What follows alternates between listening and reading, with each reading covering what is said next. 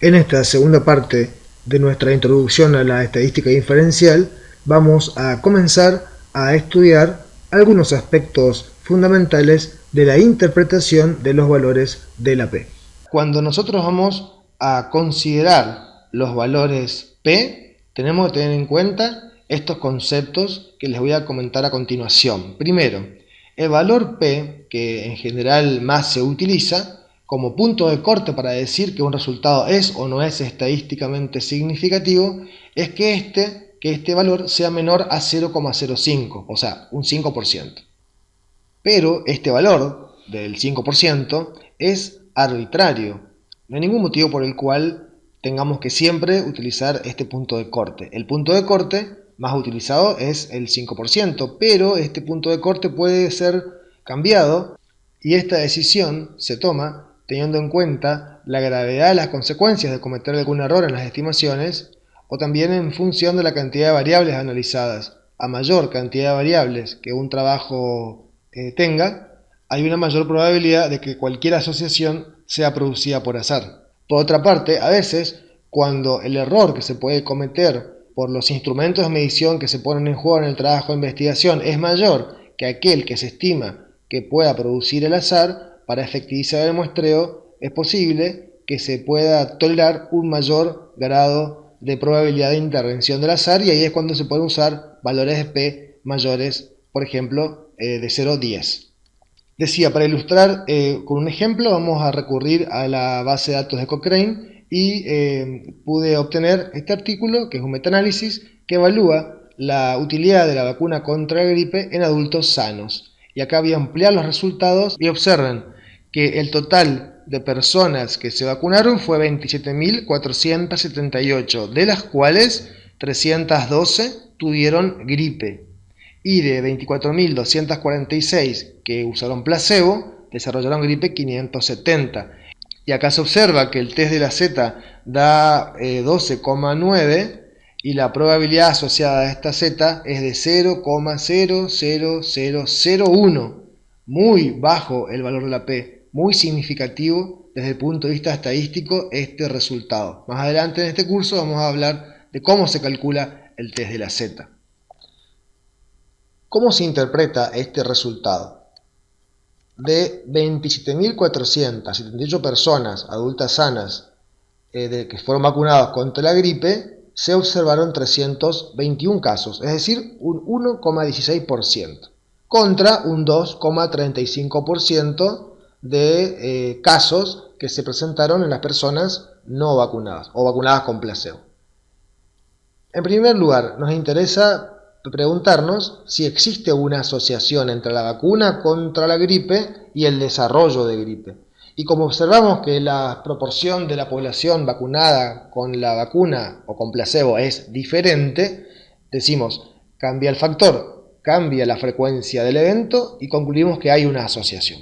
Nos preguntamos, ¿esa asociación es causal? Perfecto, antes de responder esa pregunta, tenemos que responder tres otras cuestiones. La primera pregunta es, ¿esos resultados, estas diferencias, fueron producidas por azar? Y ese es el valor de la P. Este valor de la P me indica la probabilidad de que estos resultados se hayan debido al azar. Entonces, tenemos que decir que la probabilidad de que estos resultados se hayan dado por error muestral es muy baja, menor de hecho a 1 en 100.000. Por lo tanto, podemos pensar que esa probabilidad es muy baja y asumir que en estos resultados no intervino el azar para su producción. Decía que cuando estamos considerando los valores de la P, tenemos que tener en cuenta algunos elementos. ¿Qué hubiera ocurrido si en vez de que la P hubiera dado el valor real, hubiera resultado en 0,06? En este caso, y atendiendo a nuestra tradición, deberíamos descartar estos resultados, es decir que estos resultados tienen una alta probabilidad de haber sido producidos por el azar. Bueno, a veces, cuando las diferencias que se encuentran no son muy importantes, bueno, es posible que lo descartemos sin mayores inconvenientes, pero cuando las diferencias que se encuentran son importantes, deberemos pensar por qué el valor de la P dio en un límite de significación y tener en cuenta lo que viene a continuación. Observen este ejemplo. En el estudio 1 y 2 tenemos que a partir de este punto el resultado va a ser considerado como clínicamente importante. En ambos estudios los resultados son clínicamente importantes, pero la P del primer estudio dio estadísticamente significativa y en el segundo no, por una diferencia de 2 decimales. Observen que en los cálculos de los test para obtener la P existe como denominador el tamaño de la muestra. A veces los resultados no son estadísticamente significativos porque el tamaño de la muestra fue insuficiente para demostrar una diferencia.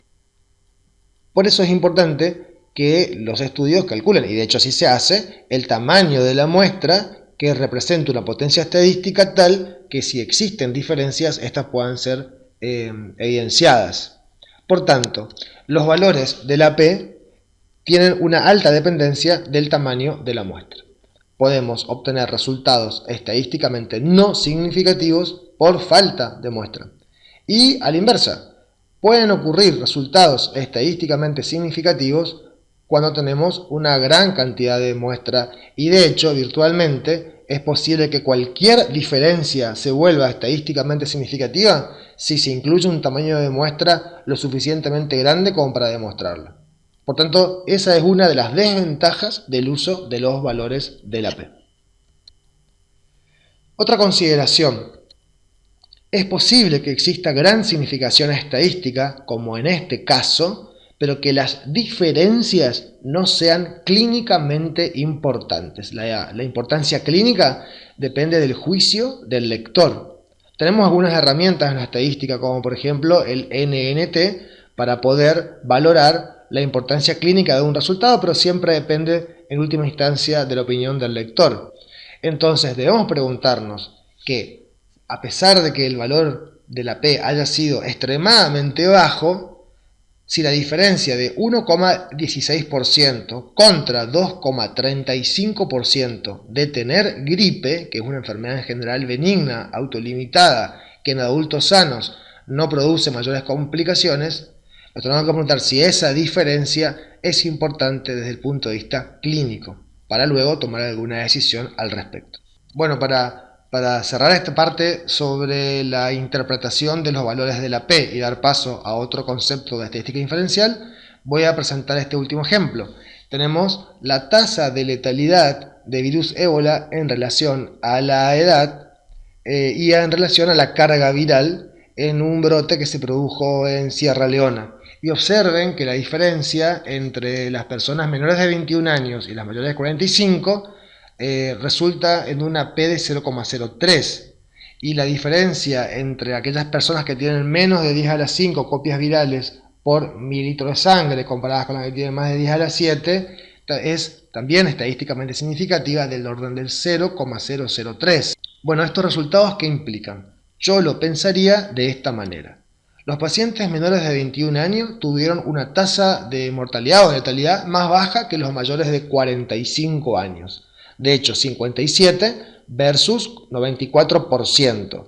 Entonces acá vemos que hay, ante el cambio de un factor, un cambio en la frecuencia del evento muerte por el virus ébola, 57 versus 94%. Y la P es de 0,03.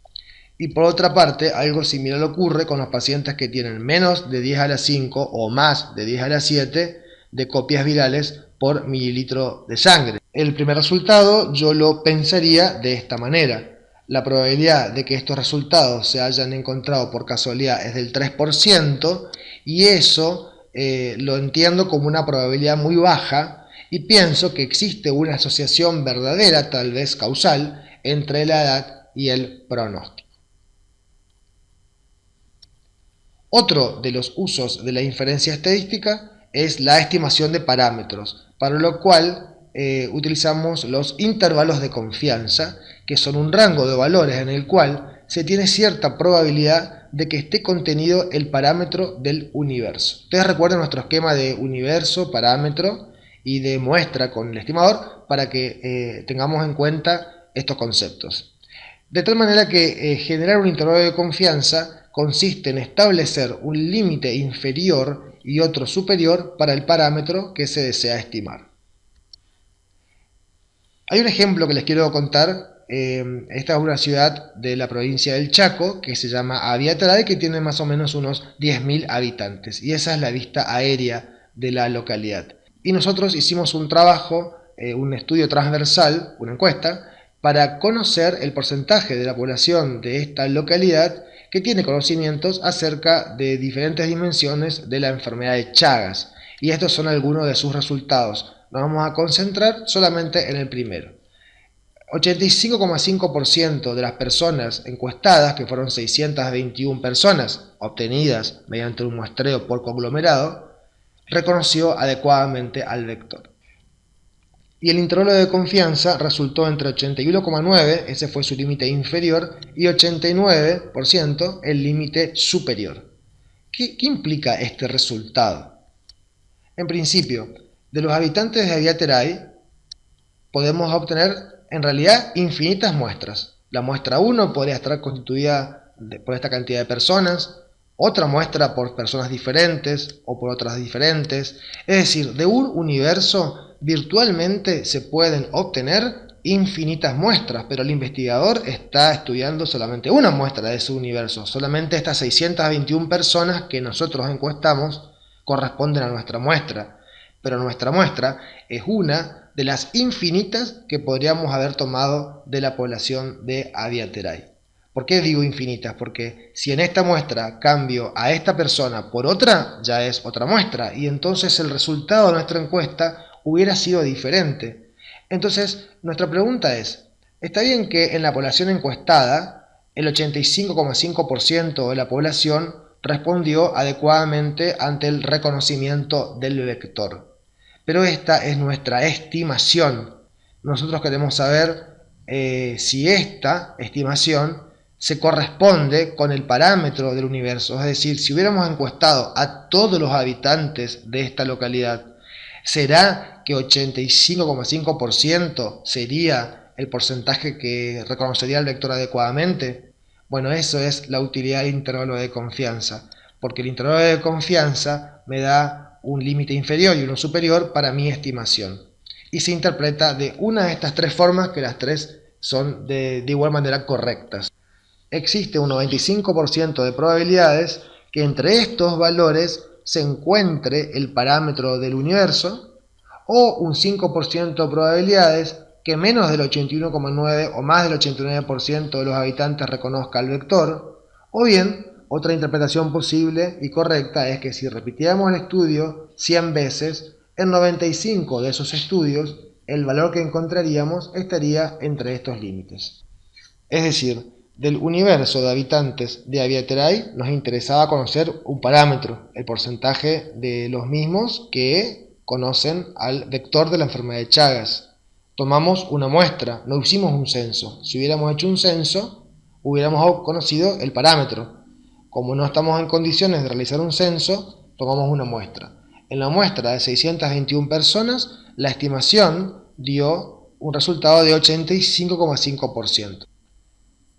Y mediante los intervalos de confianza podemos estimar con alguna probabilidad conocida del 95% entre qué valores podría encontrarse el parámetro que originalmente nos interesaba conocer.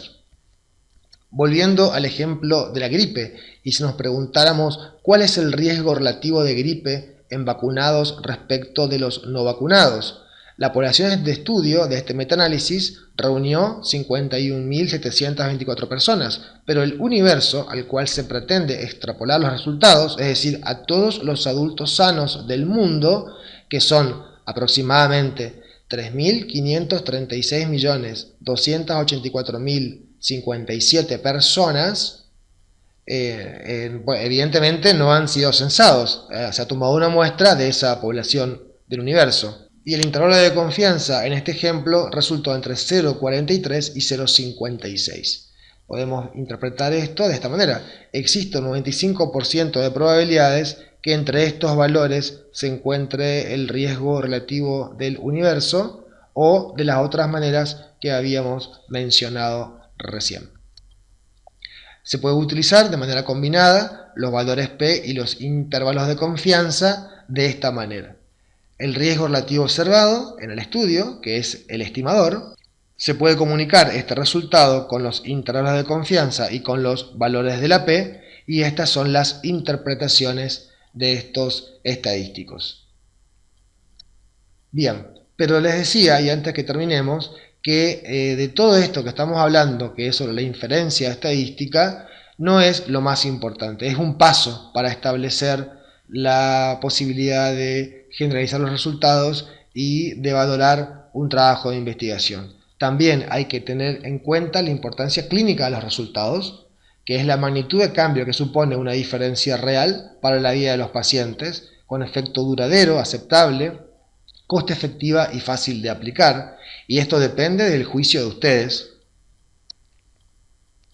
También tenemos que pensar si los individuos incluidos en el trabajo que estamos estudiando son similares a los de mi población, pero no solamente referidos a los criterios de inclusión y de exclusión que el trabajo que estamos evaluando haya utilizado y compararlos con nuestra población objetivo, sino que también considerando en un concepto más amplio los determinantes de la salud, porque ustedes saben que el nivel de salud de las poblaciones y de los individuos está sujeto por determinantes que van mucho más allá de lo que un trabajo de investigación en particular pueda comunicar.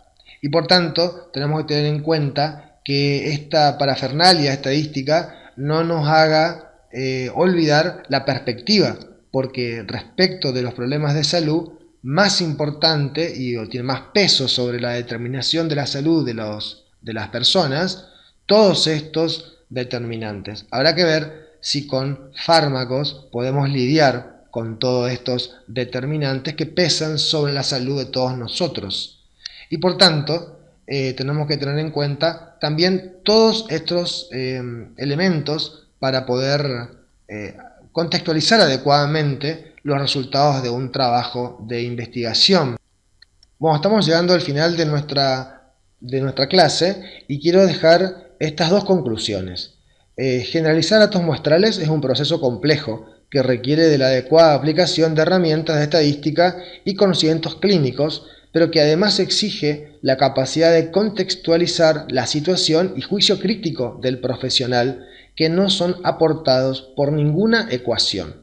Y practicar la medicina sin estas consideraciones la aleja de las posibilidades de disminuir el sufrimiento humano, tal vez la aumente, y la acerca a un mero tecnicismo.